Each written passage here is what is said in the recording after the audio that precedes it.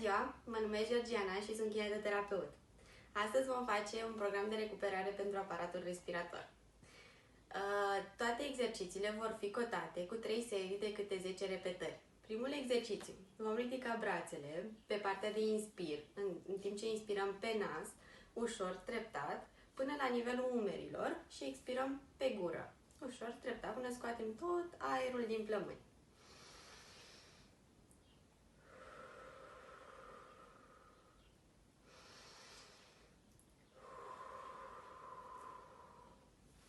Următorul exercițiu, o să avem nevoie de 2 gantere de 0,5 kg sau de 2 sticluțe de 0,5 litri.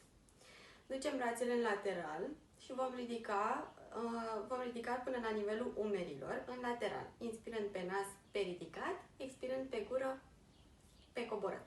Și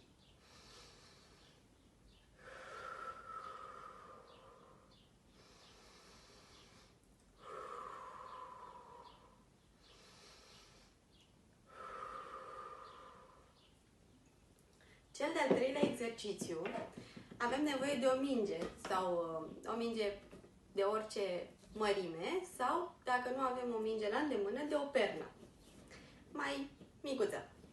Ducem brațele în față, ținem mingea de o parte și de alta și vom transporta mingea împreună cu capul în stânga și în dreapta pe rând. Inspirăm pe nas, expirăm pe gură. Mai puternică respirația.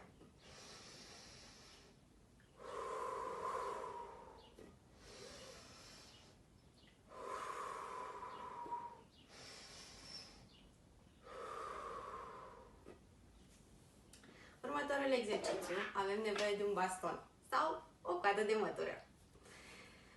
Vom duce bastonul sus, deasupra capului, privirea va urmări bastonul pe toată perioada exercițiului, inspirând când urcăm cu el sus, expirând când coborâm.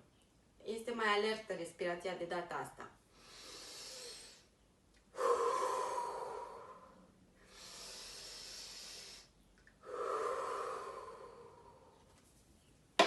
Penultimul exercițiu, vom avea nevoie de un bol cu apă și va trebui să facem cerculețe în apă. Inspirăm pe nas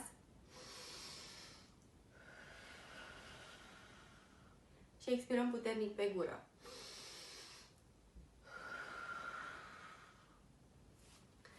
Și ultimul exercițiu, vom avea nevoie de un șervețel sau o coală de hârtie.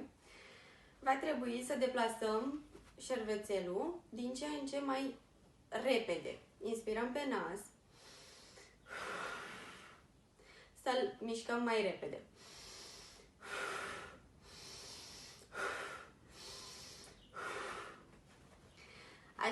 Acesta a fost programul de recuperare pe ziua de astăzi. Ne vedem zilele viitoare. Bună ziua!